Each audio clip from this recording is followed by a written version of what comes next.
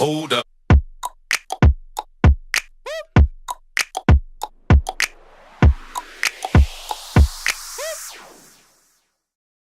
Hey guys, it's Marissa. Welcome back to the channel. I hope you enjoy this video. If you do, make sure to subscribe to my channel and give me a like.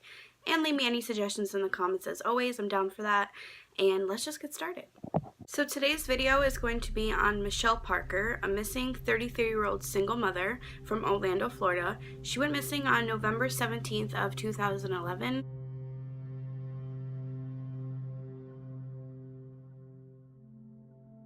She was last seen wearing a long-sleeve blue Florida Gator hoodie, jeans. She was wearing a very distinctive silver cross necklace, which I will insert a picture of because it is a pretty distinctive piece of jewelry.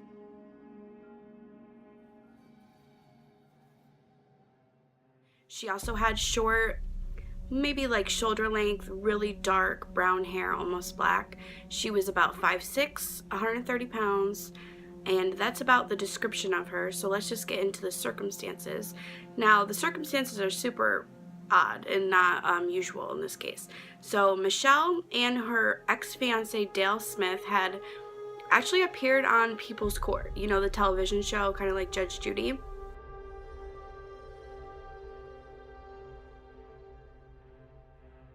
They had just filmed it about 3 months prior, and Dale was actually suing Michelle for $5,000, I guess for the cost of an engagement ring that she had threw at him during an argument and ultimately lost at a hotel or whatever the circumstances. The court episode is actually on YouTube. You can find it. If you just do a simple search under the YouTube tab, you can find it and watch it, which I did, and it didn't seem like she was being super malicious, but I can see how in that court episode he could kind of look like an ass. She did say he drank a lot, he did cheat, he could get aggressive, and during that particular fight with the ring, he did put his hands on her and the police were involved, and he asked for the ring back and she threw it at him, basically. They were both drinking and both, you know, in an argument, and that kind of seemed to be their cycle of relationship. They both blatantly admitted that they would drink, go out, get into an argument, and then get over it the next day. It was kind of a toxic thing that they had.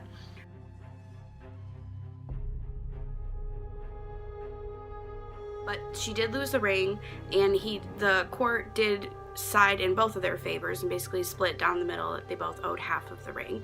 So I guess it depends on your perspective. In my eyes, it didn't seem too malicious. I didn't feel like it made either of them look awful. I mean, it made him kind of look like an ass, but I didn't think it was something super, super bad. But just the coincidence of it all, the irony of it all. I don't know if you guys believe in coincidences, but the exact day that this episode of Michelle and Dale aired at, I think it was around 2 p.m., that day she went missing. So I don't know if that's odd to anyone else, but the day that they happened to appear on live television, well, not live, but you know, the day they happened to appear on television, she goes missing. I think that's super odd. So I'm gonna look down so I can get the timeline correct, but basically the timeline of the day is that around on November 17th at 2:30, like I said, that People's Court episode aired, which had been taped months prior, but like I said, this was the day it was actually airing for the public to view.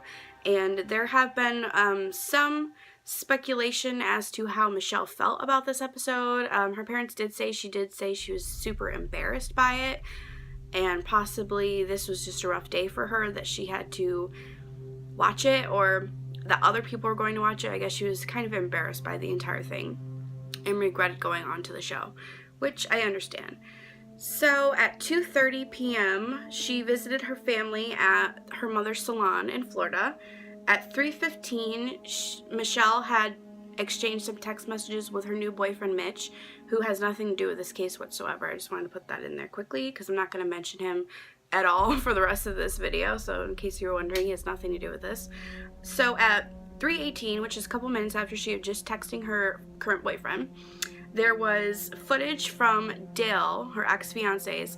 There was footage from his condo area of her dropping off their children that were 3 years old at the time, and Dale obviously was the father. So they had a co-parenting situation going on. She had been seen on security footage of dropping the children off at Dale's, but unfortunately the way that the security footage is set up, you were able to see people coming into the complex, but you weren't able to see people going out. So there is no confirmation of her ever leaving his home. Around 3:30, Michelle's first son from a previous relationship, who was 11 years old at the time, had gotten home from school and Michelle was not there. So he did call either her sister or her mom, so either his aunt or grandma. He called them and was just inquiring where his mother was. She's always there when he gets off the bus. At 4:26, so almost an hour later, after the son had called saying, mom's not home, what do I do? She's not at the house. Michelle's brother Dustin had sent her a text message asking where she was, and moments later they got a response, just a single word, Waterford. And according to the family, that's unlike her to just do a short little word, but it's possible she was driving and maybe she did the talk to text, or she just quickly wanted to text it out just to let them know she was okay and she was in Waterford. If you're unfamiliar with that, that is an area in Florida. It would make total sense that she was in that area, so that was nothing out of the ordinary. It was just odd that she didn't go home to get her son off the bus like she normally does. So right after the brother received that text message about her being in Waterford, they did start to get kind of concerned, like, where is she? Why isn't she home yet? And she also was not answering anyone's phone calls. So Michelle's sister did report her missing at 7:20 p.m. And to cause further panic, at 8 p.m. she was scheduled to work her bartending job, and she did not show up. So coworkers, friends, family, everyone was so very, very concerned. So I don't know if I spoke about what she drove, but she did drive a large 2008 black Hummer H3, which was actually recovered the next day, I think it was about 7 miles from that Waterford location. So it kind of all is happening.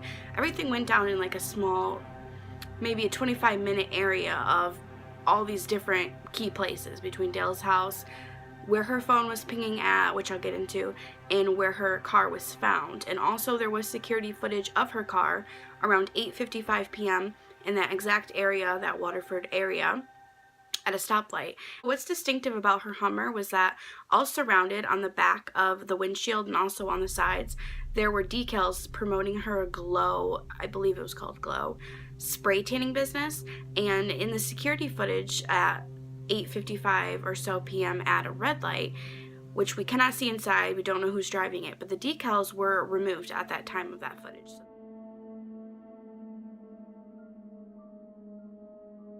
The night of her disappearance, Dale actually posted something super odd on Facebook that I thought was kind of strange when I read it. She'd only been missing for about 5 or 6 hours, and she could have been doing anything. It doesn't necessarily mean a cause for like panic. It doesn't necessarily mean she was like kidnapped. She's a grown woman. Who knows what she could have been doing, and they're not even together. So granted, they have kids together, so I understand that he could be concerned. But he posted on Facebook like, holy crap, Michelle's missing. My children need their mother. The police just checked out my whole house and nobody can find her. It was just weird. Like, it didn't sound like, I don't know if he wanted support or he wanted sympathy, but it didn't sound like he was trying to find her any type of way. Like, if anyone's seen her, message me, or, you know what I mean? Like, or sharing, like, what she was wearing. It was just kind of saying, like, she's missing. This sucks. Like, I just thought it was odd. Like, I really thought it was odd.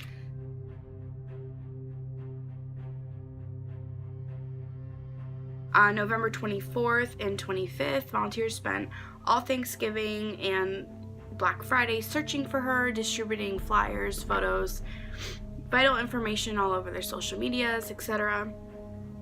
On November 25th, Parker's mother announced that a private donor from her daughter's, I think it was from Michelle's workplace, they had offered a $50,000 reward for Michelle's returning safe. On November 26th, the Orlando police did a search warrant on Dale's parents' home, which came up nothing. And on November 28th, they ruled Smith Dale as the primary suspect in the disappearance. And he's been the main suspect for years, ever since 2011. So they just don't have enough on him to charge him for it, basically. And also, they just don't have a lot of information. They don't have a body. On November 28th, the day that they did take put him down as primary suspect, he did refuse to take a polygraph test, which is super odd to me. And just like the whole case's focus has been on Dale. I haven't heard any other type of suspects or theories. Nobody even mentioned maybe she ran away, which of course she probably didn't, but I'm just saying, like, usually there's some type of theory, and that kind of bugs me because granted it could be him, and it probably is, but I feel like we should be thinking outside the box a little bit here and not just putting all of our focus on one person that may or may not have done a thing.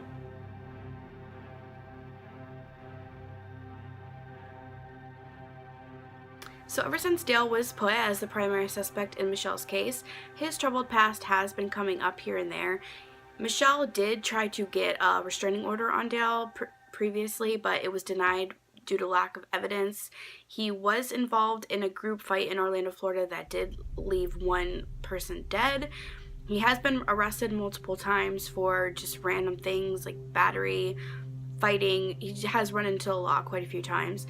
And his previous wife did actually die. And people were trying to bring that up, and it had been proved that Dale had nothing to do with his previous wife's death.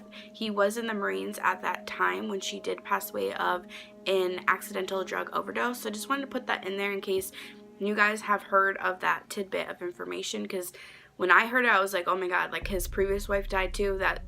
That's kind of sketchy. So Michelle's phone was actually found. Her iPhone 4 was found by a bunch of divers in the vicinity of where her phone pinged last before it was powered down. So they did find that, but unless they're keeping it like confidential for whatever reason, not much came out of that. They found her phone. That's about it. That is suspect. Like, they did find her phone in her car. Still not her. No one's seen her. There have been no sightings of her, which sometimes does happen. Maybe there have been, but they haven't been credible. So that's pretty much the end of the case. There aren't many theories in this one, like I said. It's just pretty much all eyes on Dale. I would love to know what you guys think occurred. It's really, really sad that Dale actually ended up moving to Tennessee, taking the twins along with him, so Michelle's parents don't even get to see their grandkids. That's just to add more insult to injury, especially if Dale did have something to do with it.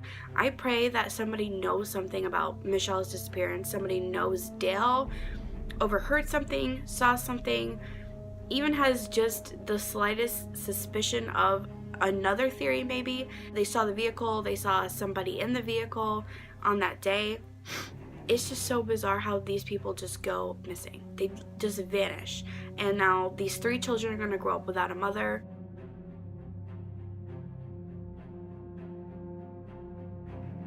Michelle's family, they don't ever give up looking for her, and I don't think they will, but I wish that they could. I wish that they had the closure they needed to stop looking, because that's got to be so painful and draining.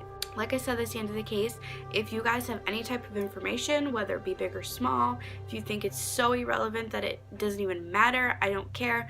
They will appreciate any type of lead, and they will follow any type of lead. So please, I will leave all the information in the description bar below.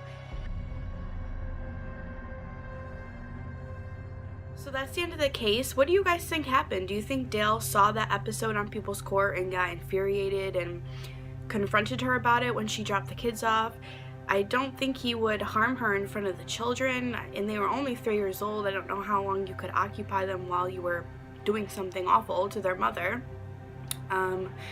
Maybe he hired someone to do something to her. I just don't know. It just feels like everyone's so focused on Dale that it just makes you want to really believe he did something. But could it be possible that she was just kidnapped, a possible hijacking, or maybe she stopped for like gas or something and someone just grabbed her? I have no idea, literally no idea, and there's no body. There's so much evidence that I just hope will be found, like her clothing, her necklace. They did find her vehicle and her phone. I just wish that they could find her, you know. And I hope one day that they do find her. I just would love to hear you guys' theories on what occurred.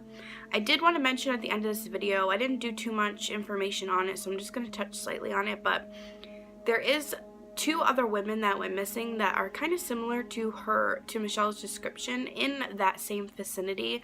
A big one that I've seen on YouTube a lot is Jennifer Kessie. There's a mall in Orlando, Florida that is very popular. Clearly I don't live there because I don't even know how to pronounce it, but Jennifer Kessie did go missing in the area. Her car was found at that parking area in the mall, and some people think that maybe these cases are related, that all these women were taken by the same person, human trafficking, whatever the theories may be.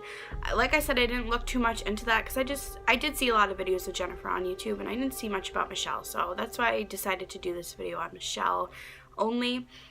If you know more about that, and if there is a strong link between those, I would love to hear about that in the comments. I really hope you guys join me for my next video. I really like doing this. I have a lot of fun doing it, and I hope you guys enjoy watching them as well, and I hope that you will subscribe to my channel, and I will see you in my next video. Bye!